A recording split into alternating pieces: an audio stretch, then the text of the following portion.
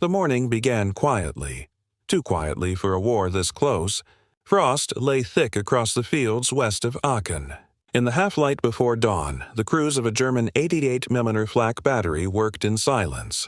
Their breath steamed as they loaded ammunition racks, checked elevation gears, and scanned the far tree line for the gray shapes of Allied armor. The air smelled of oil and cold metal. The men had fought here for weeks, trading shells with American artillery beyond the horizon. They had learned the rhythm, the distant boom, the whine overhead, then the seconds of silence before impact. Every barrage came in waves, every wave with warning. It was a deadly pattern, but a predictable one. At 0741, a sentry shouted. He'd heard nothing, seen nothing, but something felt wrong. Then, without a single incoming whistle, the world collapsed.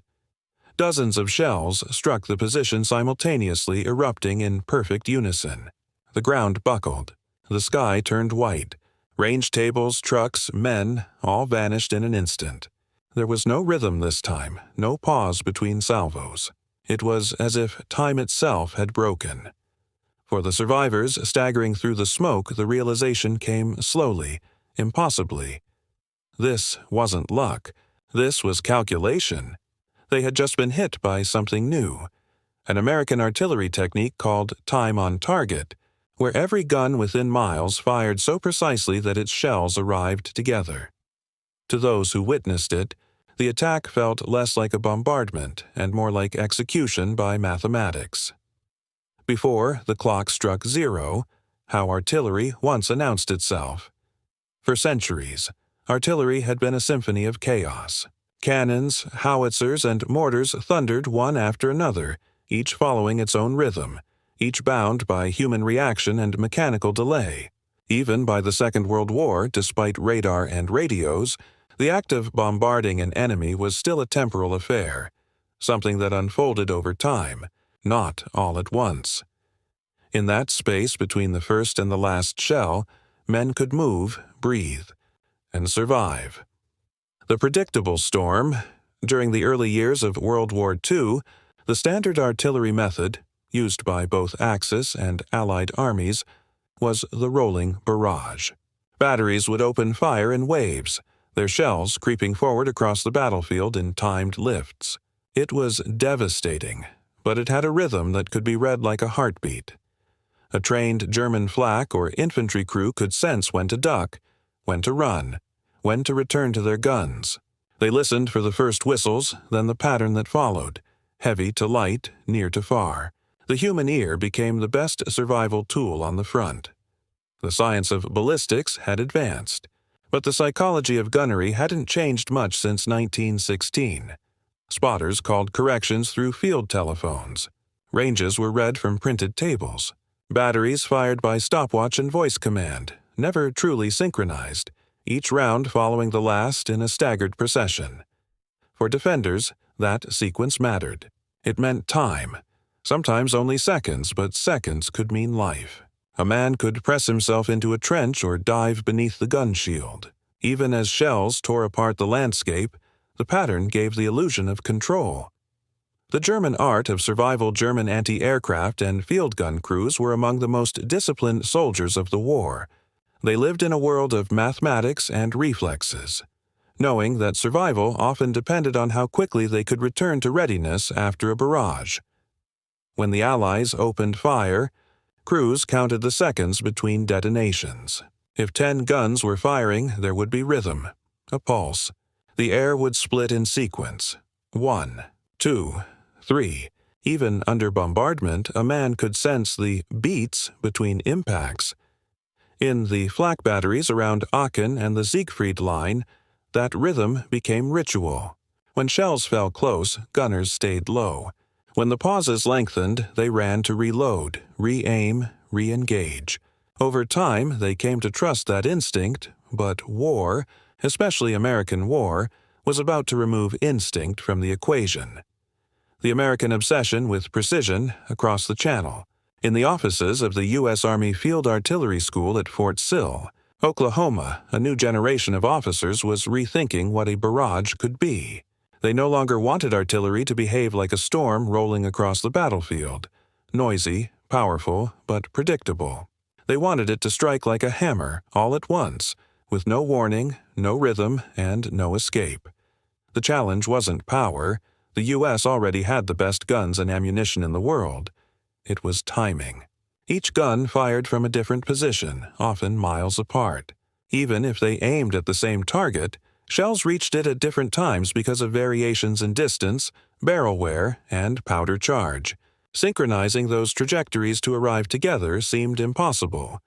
But in 1942, a young artillery officer named Brigadier General Carlos Brewer, along with mathematician Colonel William Ruggles, began working on a method to solve that exact problem.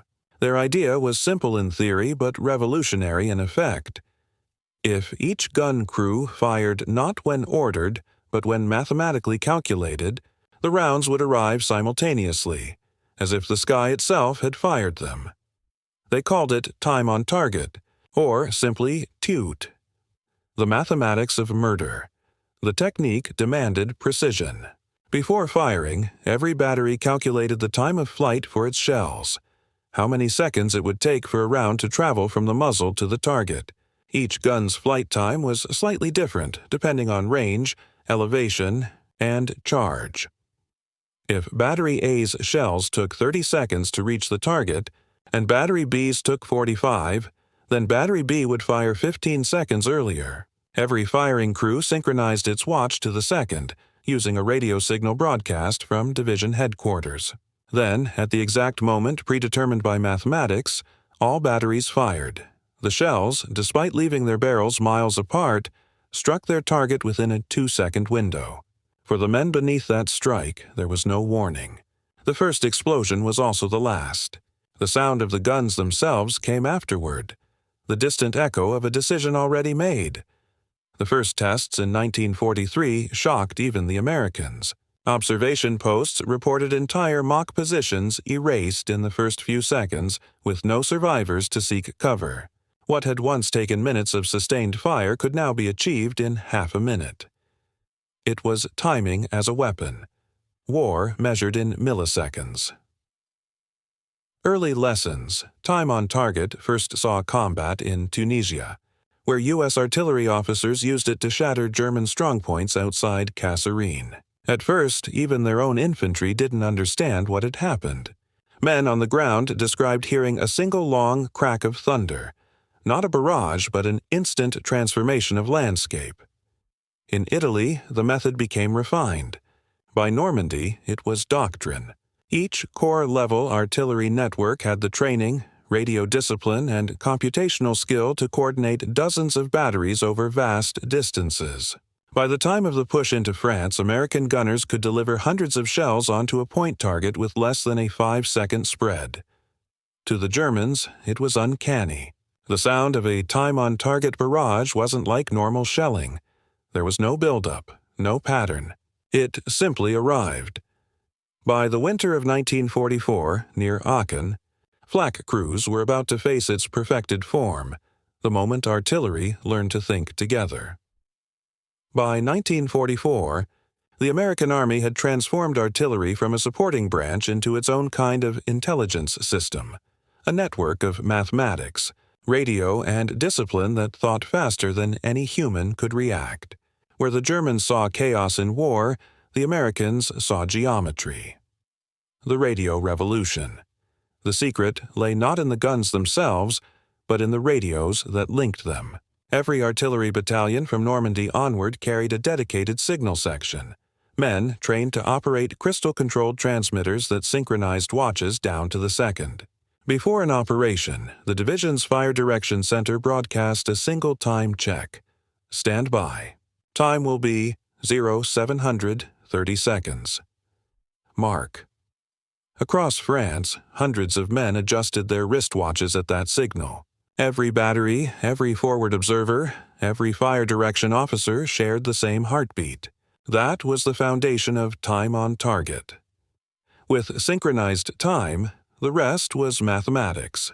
Using slide rules and range tables, fire direction officers calculated the precise time of flight for each gun, depending on distance, elevation, and ammunition type. If a 105mm battery's shells took 33.6 seconds to travel, and a 155mm howitzer's rounds took 41.2 seconds, the heavier guns simply fired 7.6 seconds earlier. The first shell to leave any barrel would be the first to arrive. The last to fire would arrive with it. From above, the effect looked impossible. Rings of explosions expanding outward in perfect simultaneity, as if the battlefield had been struck by lightning rather than shells. At the heart of each artillery network was a tent or truck packed with maps, telephones, and men with pencils. This was the Fire Direction Center, FDC, the brain of the operation. Its officers translated target coordinates from observers into firing data for multiple batteries. When a division prepared for a TOT strike, these men became human computers, plotting angles, wind corrections, and fuse settings faster than any machine could. Each FDC kept graphical firing tables, long sheets marked with elevation and time of flight curves. A single call from a forward observer could trigger 20 guns across 3 battalions, all adjusted for distance and elevation, all aimed to land within seconds of one another. By late 1944, a veteran FDC could plan and execute a TOT mission in under 5 minutes. It was a choreography of precision. Observers on the front line spotted the target, FDCs, translated those coordinates into firing. Data, batteries received firing orders with calculated time delays. All guns fired, so that every shell reached the target at the same instant. For the soldiers on the receiving end, it felt like the sky had turned against them. Field test. France. 1944, the system reached perfection in France. During the breakout from Normandy, U.S. artillery was tasked with neutralizing entrenched German flak and anti-tank positions blocking Allied armor near Saint-Lô. Conventional barrages had failed.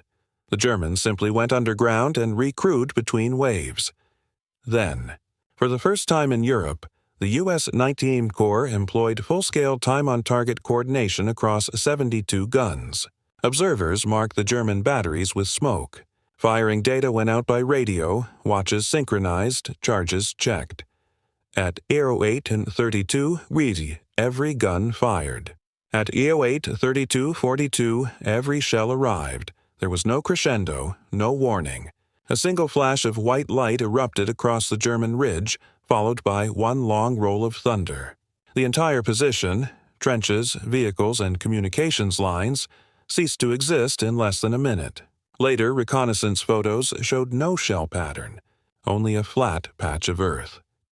It was a demonstration of what American gunners now called mathematical shock, the human reaction to Allied infantry. TOT was awe-inspiring and terrifying in equal measure. Soldiers advancing through the wreckage after one of these strikes described fields so perfectly cratered they looked mowed by explosions. Foxholes had simply disappeared. Men who had fought under every kind of shell fire said time on target felt unnatural, as if the world had been edited out of existence and replaced by smoke. To the Germans, it was something else entirely, a psychological weapon. Those who survived a TOT strike spoke of total disorientation. Because all shells landed at once, there was no sound of approach, no screaming descent, no rising fear. The first noise they heard was the detonation itself. Many thought they had been hit by aircraft or mines rather than artillery. German reports from Normandy to the Ardennes began using the same phrase, Feuer ohne Vorwarnung, fire without warning. The phrase soon spread through entire divisions. By the time the Americans reached the Siegfried Line, German batteries were instructing new crews to expect the sky to fall at once. The flak front by late 1944, German anti-aircraft and anti-tank units had become a prime target for American artillery. Their 88mm guns, once the terror of Allied armor, had revealed a fatal flaw. They were static. Most were dug in, tethered to generators and ammunition bunkers. They could not move fast enough to survive time on target. In the battles around Aachen, Hurtgen Forest, and later the Ardennes, entire flak positions were annihilated in seconds. American forward observers, often perched on church steeples or hilltops, would radio coordinates of muzzle flashes or supply trucks. Within minutes, synchronized fire from miles away would erase them. Survivors began describing it as the American God Strike. The term wasn't metaphor. For those on the ground, it felt divine, impersonal, instantaneous, and unstoppable. A new kind of warfare. By the winter of 1944, the U.S. Army's artillery had become a weapon not of shells, but of timing. The idea was so advanced that even German intelligence struggled to understand it. Captured documents showed bewilderment. Enemy artillery appears coordinated by unseen network. All calibers land together, no interval possible for movement or recovery. They were witnessing the birth of networked warfare, the precursor to modern digital fire control. Men, maps, and radios had fused into one system that thought in seconds, acted in harmony, and struck with mechanical precision. By the time the first snow fell over the Siegfried Line, the German defenders had lost their last advantage, the rhythm of battle. Because now, the Americans didn't just fire guns, they fired time itself, the human face of instant destruction. For the men of Germany's flak regiments, the winter of 1944 was a season of exhaustion.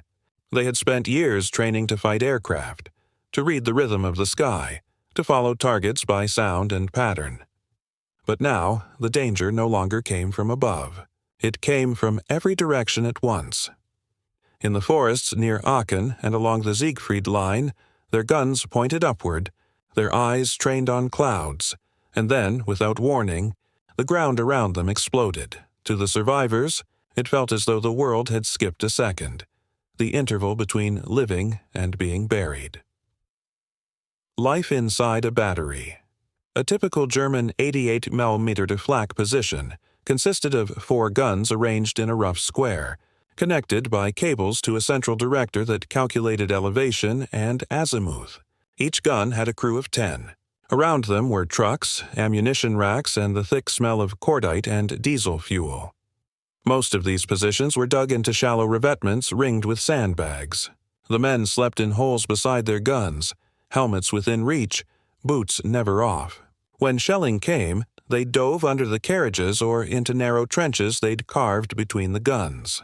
It wasn't much, but it was habit, a ritual born from experience.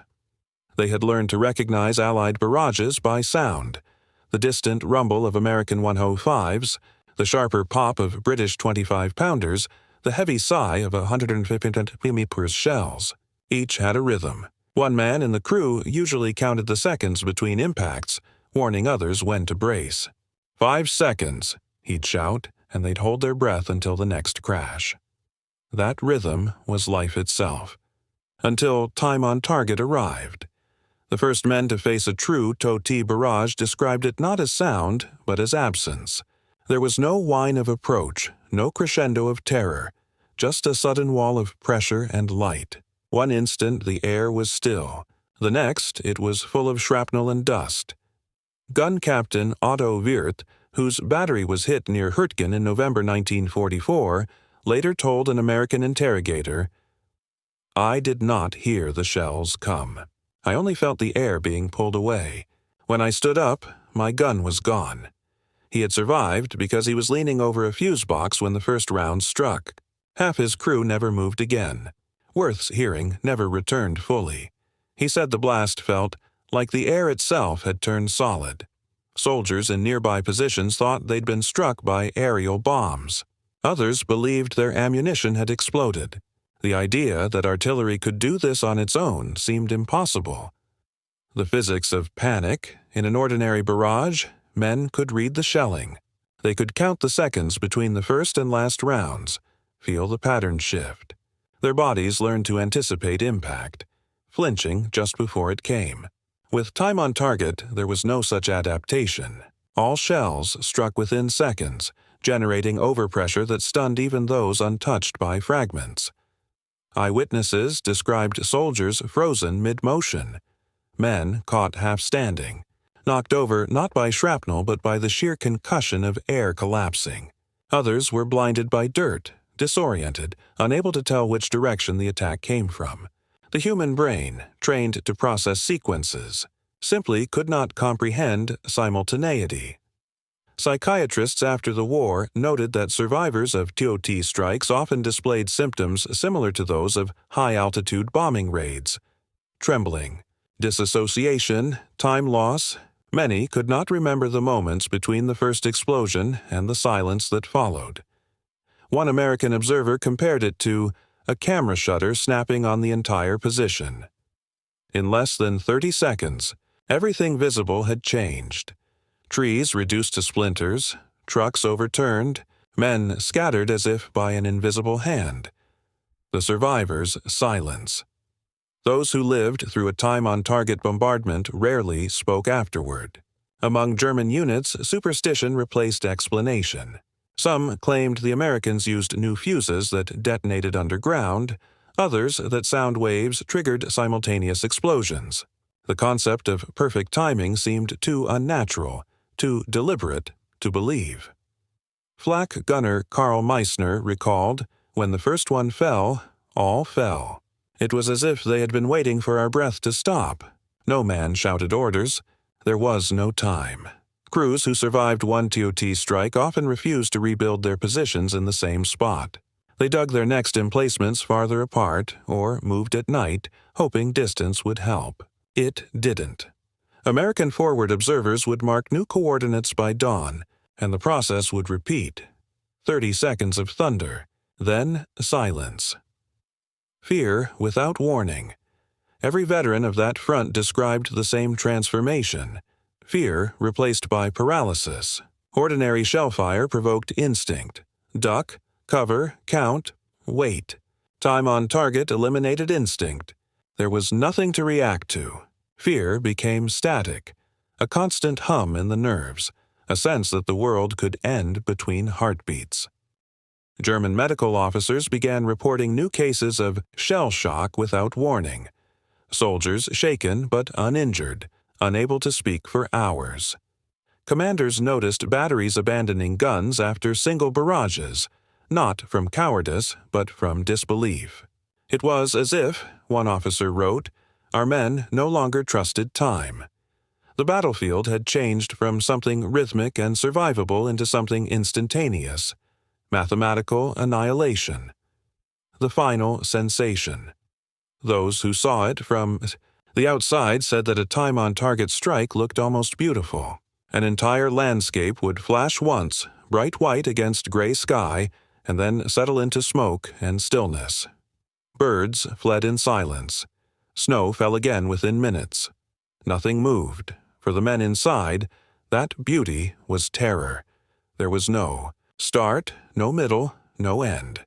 Only a single moment when everything that existed was struck at once. And for the German flak crews who had spent their lives trusting rhythm and reflex, that moment marked the death of both. The machinery of precision. How the Americans learned to command time. The German soldiers who endured those sudden barrages never saw the true weapon that destroyed them. It wasn't a shell or a gun. It was a system, an invisible network of men, radios, mathematics, and discipline spread across miles of countryside, all bound by one idea, that if you could control when shells landed, you no longer needed to control how many. Behind every time-on-target strike, there was orchestration. A symphony of calculations conducted in silence. The eyes in the frontet began with the forward observers, the eyes of the artillery. They were usually junior officers, positioned, dangerously close to enemy lines, sometimes on church steeples, sometimes crouched in tree lines or even hidden in shell craters.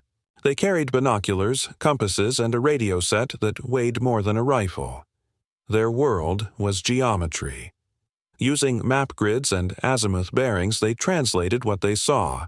A gun flash, a truck column, a cluster of camouflaged barrels, into coordinates. Those numbers, rattled off in a calm monotone over static-filled radio, were the seed from which destruction grew. Target, grid 112984. Flak battery, 4 guns. Request, time on target. That single transmission triggered a chain reaction, stretching back through miles of communications wire and command posts. Within minutes, the request reached the Fire Direction Center, where map clerks pinned markers, range officers checked data, and time-of-flight tables began sliding across desks like cards in a casino. The mathematics of coordination. A time on target. Mission demanded precision so fine it bordered on art. The artillerymen had to compute 3 separate values for every gun: range, elevation, and time of flight. Each gun's trajectory differed slightly because of wear, weather, and elevation. Barrels lengthened with heat, propellant charges changed with humidity, and air density shifted with altitude. Every one of those variables affected the number of seconds it would take a shell to reach the target. The Fire Direction Center's slide rule tables were designed to compensate for all of it. Crews corrected for wind using meteorological reports from balloons launched that morning. They applied fuse-setting adjustments for altitude, ensuring airbursts detonated exactly where human bodies would be. Once all times were calculated, the FDC compared them. The gun with the longest time of flight would fire first, the one nearest the target would fire last. Each received a firing order like a conductor's sheet music. Battery A. Fire minus 43 seconds. Battery B. Fire minus 31. Battery C. Fire minus 19. Then came the voice every gunner lived by. Time will be 0800, 30 seconds. Mark. Watches were adjusted. Shells were loaded. Safety catches clicked off. At exactly 08:30, a ripple of thunder rolled through the American lines. Dozens of guns firing at once, their reports echoing through valleys and fields. The sky above Germany became a web of invisible arcs, all converging on a single point in space and time. The radios that made it possible. The network's strength lay in its communication. American artillery units had something the Germans lacked: unbroken radio command. Each battalion was equipped with SCR-188 and SCR-284 radios operating on assigned frequencies. They could coordinate not just within their unit but across divisions, corps, and even army groups. Messages that once took 10 minutes to relay by telephone now traveled in seconds. The synchronization of time was maintained by radio, too. Each morning, every artillery watch in the European theater synchronized to the BBC's broadcast time signal, accurate to within half a second. That accuracy was passed down from Corps headquarters to the smallest field battery. When the orders came, hundreds of men across dozens of miles were literally on the same second. It was this unity, this invisible discipline, that turned scattered gun crews into a single, global instrument. The American philosophy of fire. The Germans relied on counter-battery fire. For every shell that hit them, they answered with 10. The Americans believed in something more efficient: fire control as intelligence. Instead of brute volume, they used data. If you could make 30 guns hit 1 square of Earth within 3 seconds, you didn't need the 100 that would have taken 3 minutes. That doctrine came from Brigadier General Carlos Brewer and his staff at Fort Sill. They taught that. Firepower wasn't about how many shells you fired, but how well you arranged time. Their graduates, men like Major General Jacob Devers and General Omar Bradley, carried that philosophy into Europe, training every division's artillery to think as one organism. TOT became the physical expression of that idea. It wasn't emotion. It was mathematics. It was the sound of hundreds of clocks striking the same second. The Wehrmacht's artillery schools were brilliant, but their doctrine remained bound to line-of-sight observation and fixed command posts. Their guns were accurate, their crews brave, but their communications were rigid. They depended on telephone lines easily cut by shell fire, and when those lines broke, their coordination broke with them. They could never match the Americans' radio-based flexibility, nor their decentralized decision-making. An American observer could order a time-on-target strike within minutes of spotting a target, A German officer needed permission, confirmation, and calibration that might take half an hour. That half hour was the difference between an operational battery and a crater in the mud. By late 1944, entire German divisions began to view time on target as a kind of black magic. Reports described enemy artillery guided by unseen eye, shells arriving without sound, positions vaporized instantly. Intelligence officers struggled to explain that there was no supernatural force at work, only synchronization, discipline, and radio mathematics. The clock as a weapon. What made taut terrifying wasn't just that it killed efficiently, it killed instantly. It denied soldiers the psychological process of reacting to danger. War had always been rhythmic, an alternation of noise and silence, attack and reprieve. Time on target erased that pattern. There was no build-up, no expectation, no warning. The U.S. Army had weaponized time itself. By aligning dozens of gun crews under one clock, they had turned seconds into explosives. Each synchronized watch ticked toward destruction like a countdown shared by men who couldn't even see each other. When those watches reached zero, geography ceased to matter. What was far apart in space became one in time.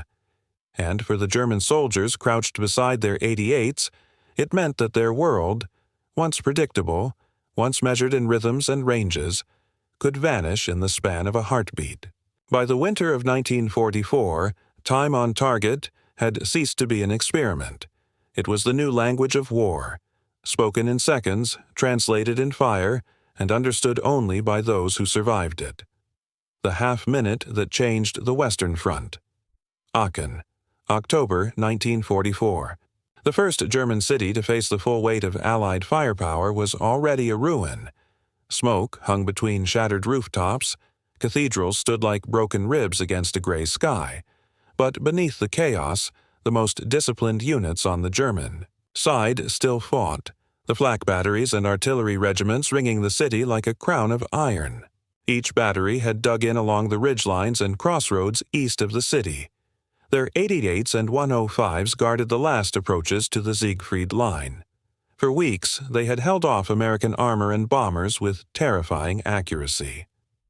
When the U.S. First Army began its assault, those guns were the first priority on every target list, and that's when the Americans decided to use time on target on a scale never seen before. On October 10, 1944, the 68th Corps Artillery Command received an encrypted message from Division Headquarters. All counterflak positions. Simultaneous neutralization. Execute taut plan Thunder 1. Within the hour, fire direction centers across miles of forest came alive. Clerks marked maps, officers circled targets. Radio operators began calling time checks. Across a dozen hidden gun pits, watches clicked into alignment. 10 Hursi plus 20 seconds. Every man knew what that meant. Every shell from every gun would land on the same second. At the forward observation posts near Verlautenheide, American scouts adjusted binoculars toward a distant tree line. Through the morning mist, faint black, specks showed muzzle. The fire direction center took over.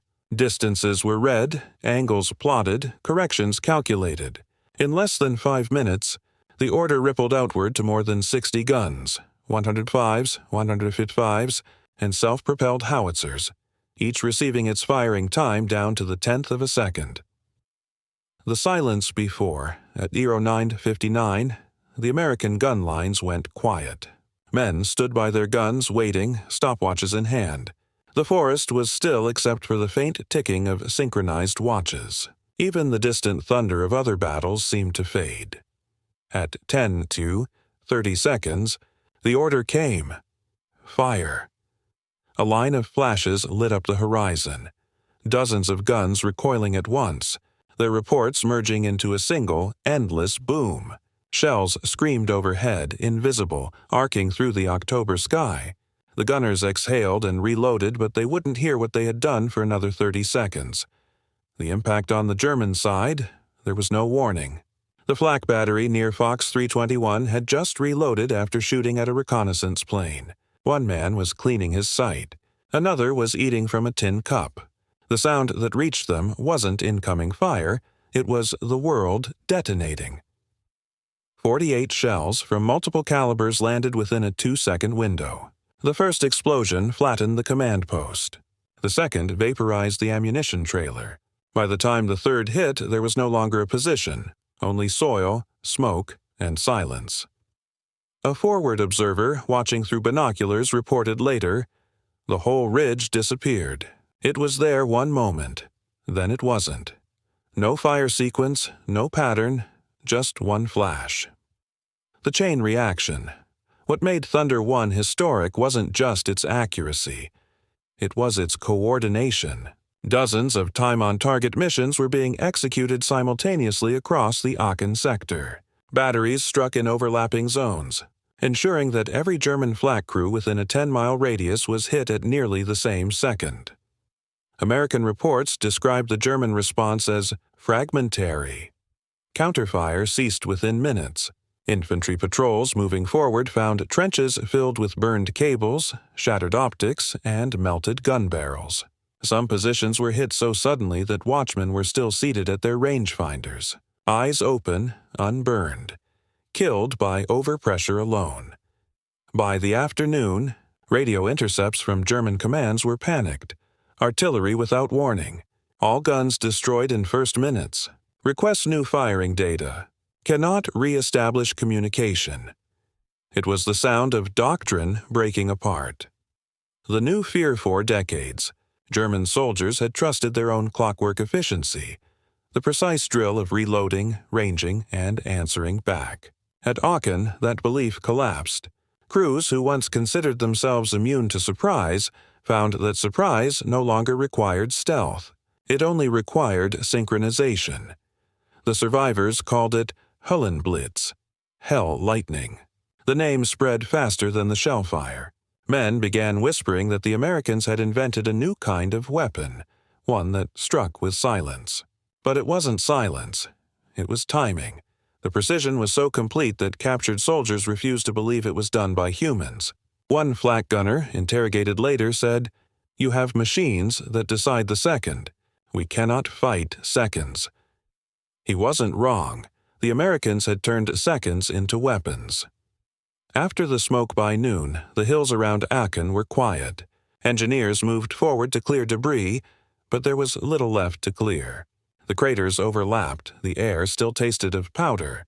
In some areas, the fires burned for hours, not from fuel, but from the friction of shattered steel still glowing in oxygen. The U.S. infantry advanced with almost no resistance.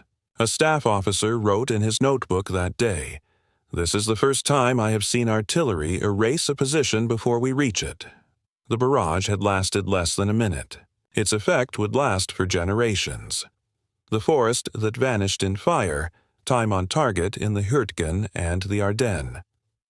After Aachen fell, the German High Command believed the Americans would pause, regroup before pressing deeper into the Reich. They were wrong. In November 1944, the U.S. First Army entered the Hürtgen Forest, a dark labyrinth of fir trees, fog, and frozen mud along the German border. It was a place where sound itself seemed to die, where artillery was the only language that carried through the mist. And it was there that time on target reached its full, terrifying potential. The forest of steel. The Hürtgen was hell on earth. The trees were so thick that tanks couldn't maneuver and aircraft couldn't see the ground. Every ridge concealed German machine guns and anti-tank guns, and, most dangerously, flak batteries repositioned to fire horizontally down forest paths. The Americans knew conventional attacks would bleed them dry, so they turned to the one weapon that could strike without sight: mathematical artillery. Throughout November, artillery officers from the 9th Infantry Division began conducting TOT missions using aerial reconnaissance coordinates. Observers radioed data through fog and snow. FDCs plotted them with slide rules. Batteries 10 miles apart fired together, guided by nothing but synchronized watches. When the shells fell, they didn't arrive as a barrage. They materialized, hundreds of explosions erupting at once, shattering trees, burying trenches, and snapping entire trunks mid-air. The concussion was so violent that the forest itself turned into shrapnel. A German soldier from the 275th Infantry Division later described it in a post-war interview. "We thought lightning had struck every tree. It was one blow, and the forest went black." 30 seconds to oblivion, one documented mission near Wassenach.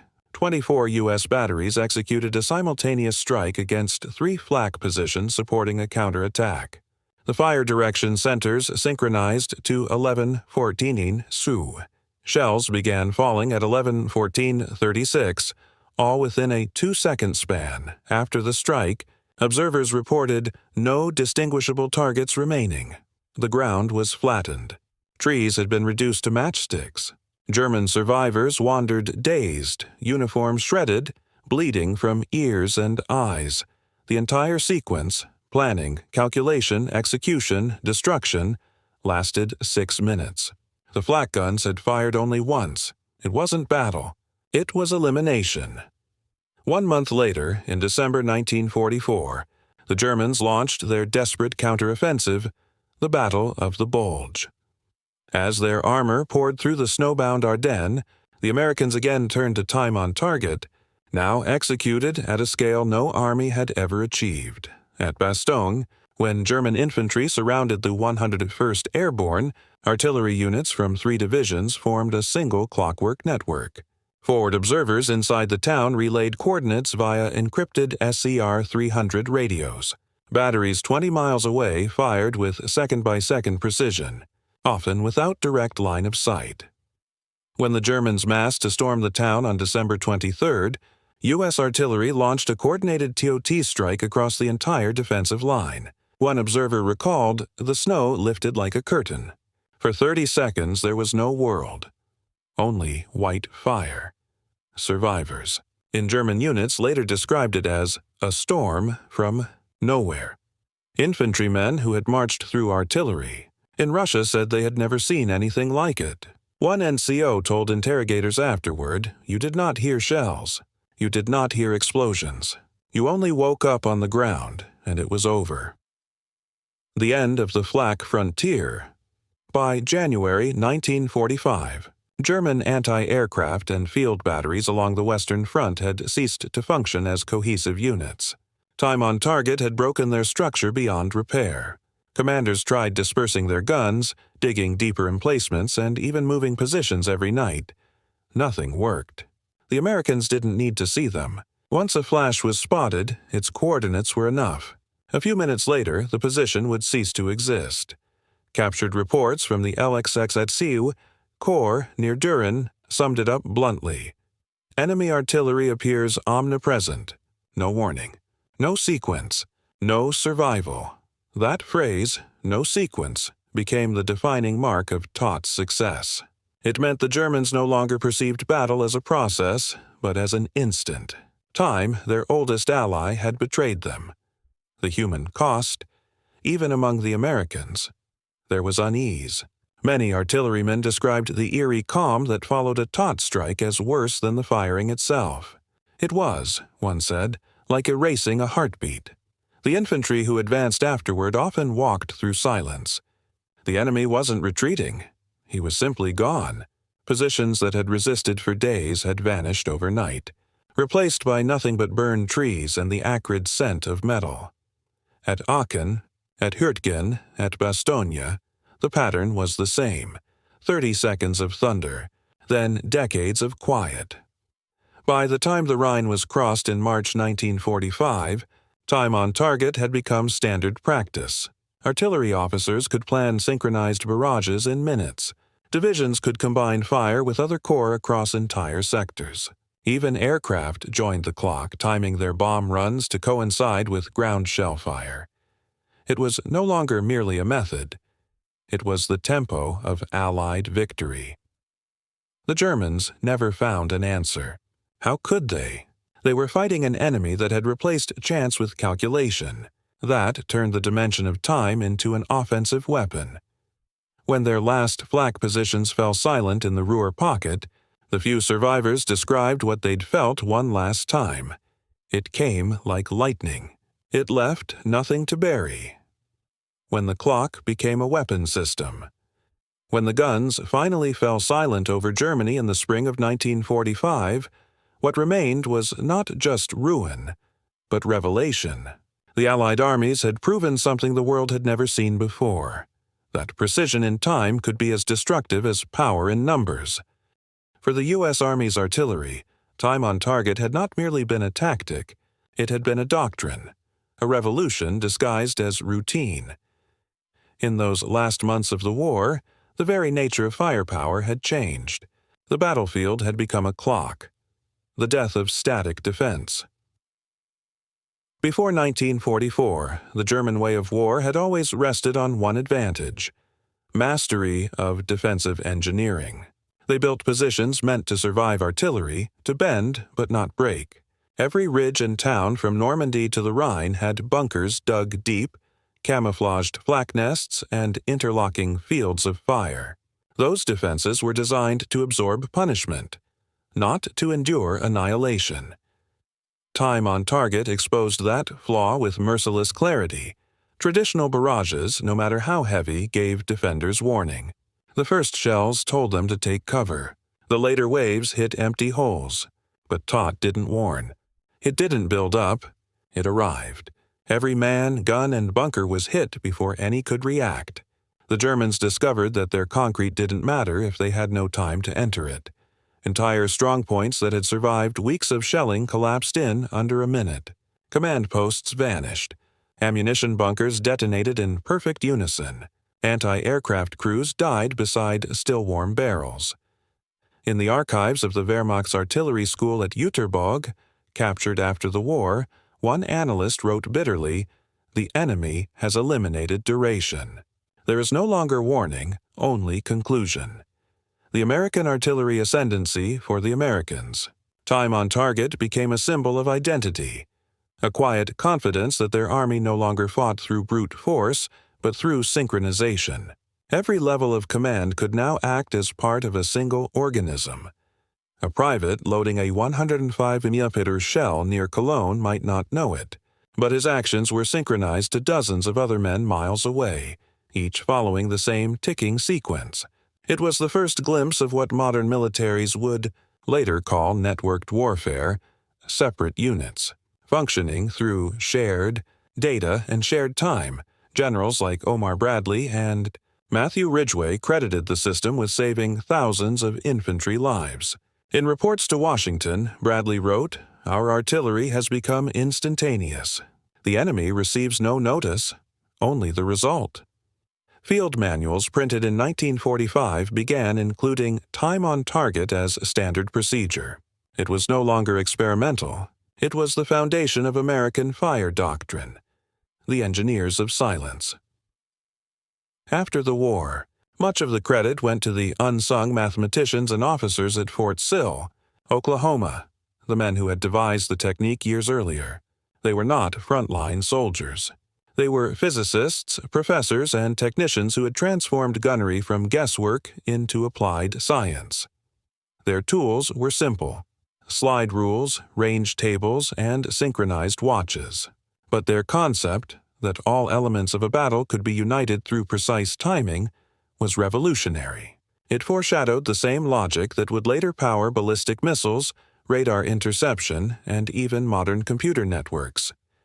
They had taken the chaos of the battlefield and gridded it into seconds, and by doing so, they had changed warfare more profoundly than any new weapon could. The German response.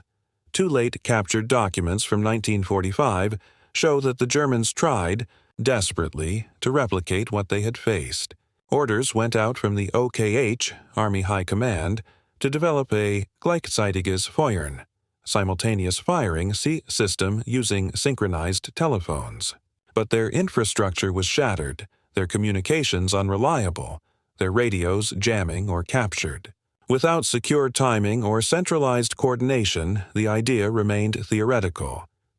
A surviving note from a German artillery instructor reads, We understand the principle, but not the method. The Americans think in minutes. We think in orders. That single sentence captured the difference. The Wehrmacht operated by hierarchy. The Americans, through synchronization, operated by consensus of clocks. It was democracy turned into fire control. Hundreds of small units acting together without waiting for permission. The unseen psychological war, for those who fought, time on target had also changed the psychology of survival. War had always been about anticipation, the tension between knowing an attack was coming and not knowing when. TOT removed that tension. There was no anticipation, no warning, no build-up. Only the instant. For German soldiers it bred paralysis.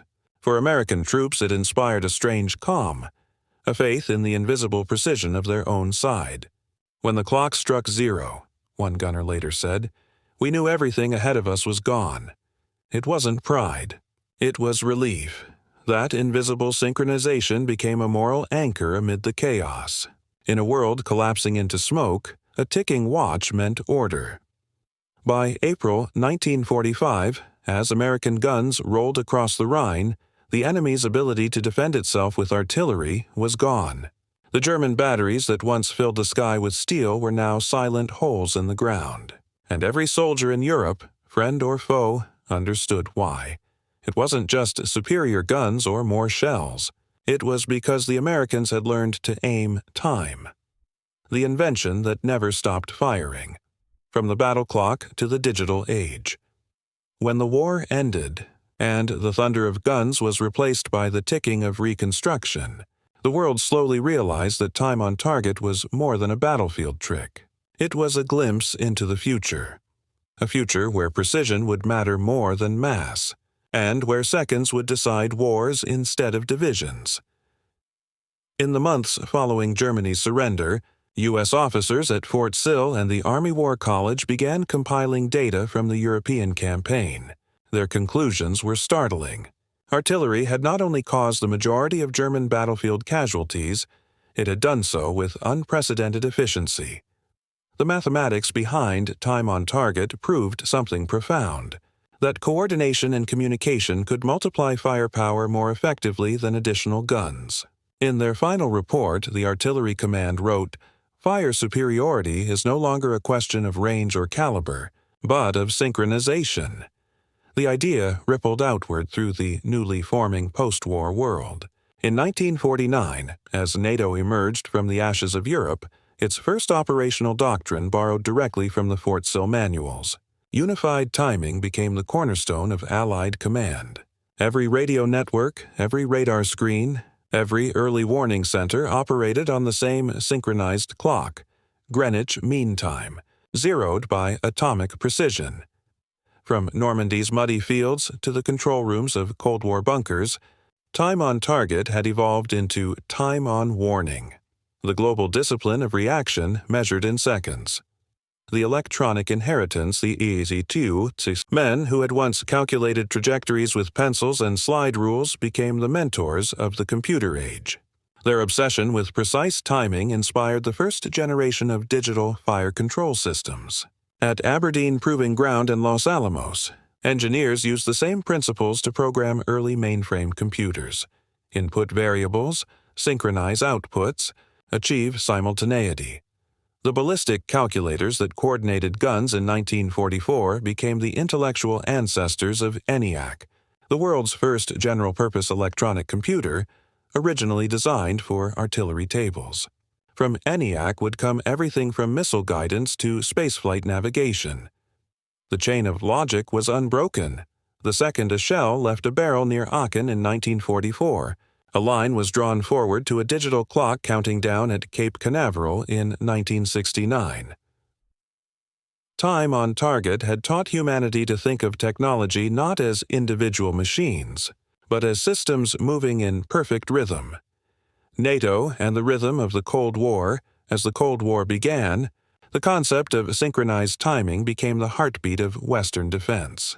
American and British artillery schools trained their NATO allies in TOT principles, but now the guns were replaced by missile batteries, and the flight times were measured in minutes instead of seconds. The same doctrine that once directed 150mm shells now coordinated nuclear readiness. If deterrence was to work, every system, radar, bomber, submarine, satellite, had to strike on time every time. In classified NATO manuals from the 1950s, diagrams labeled simultaneous release and convergent impact were direct descendants of time on target. The difference was scale. The synchronization that once annihilated a ridge outside Aachen now governed the balance of the entire planet. The Fire Direction Center, that small tent filled with pencils and radios, had evolved into something vast, the Command Information Center, or CIC. Its heartbeat was no longer a stopwatch but a glowing radar screen. Its purpose was the same, to unite distance through time.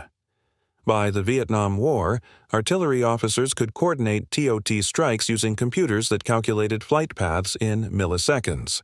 By Desert Storm, those calculations had migrated to satellites, synchronizing every tank, aircraft, and missile under one digital clock. The precision, once achieved by watch synchronization, was now guaranteed by GPS timing, signals, direct descendants of the discipline, learned in those muddy forests of 1944. Every time your phone pings a satellite or your laptop adjusts its clock to coordinated universal time, it is echoing the same principle that once leveled German flak batteries in 30 seconds. The moral echo. Even decades later, many veterans spoke uneasily of time on target. They admired its brilliance, but some feared what it had set in motion. A world that paradox became the shadow of modern warfare. The efficiency of synchronization, first celebrated for saving lives, also made killing effortless. The same discipline that once united men under watches would one day unite machines under algorithms. A legacy measured in seconds by the 21st century, the language of time on target had been absorbed into everything, from precision-guided munitions to network synchronization protocols. Its descendants carry names like Joint Time-Sensitive Targeting and Coordinated Effects Delivery. The weapons have changed, but the heartbeat remains. Simultaneous impact, minimal warning, maximum effect. Even peacekeeping operations and disaster relief rely on the same timing architecture. Aircraft drops, satellite coordination, global logistics, all synchronized to the second. When the U.S. Navy launched Tomahawk cruise missiles during Operation Desert Storm, their arrival times were coordinated so precisely that explosions struck across Baghdad within a 3-second window. It was time on target reborn, this time on a planetary scale. The quiet inheritance. And yet, amid all the data and digital glow, the origins remain humble. Men in muddy boots, hunched over radios in the Ardennes, synchronizing watches by flashlight. They could not have known that their discipline, the insistence that every second mattered, would one day bind satellites, networks, and nations. In a very real sense, the war's greatest invention was not a weapon at all. It was a way of thinking about time, as something you could aim, fire, and deliver. By the end of 1945, the world was no longer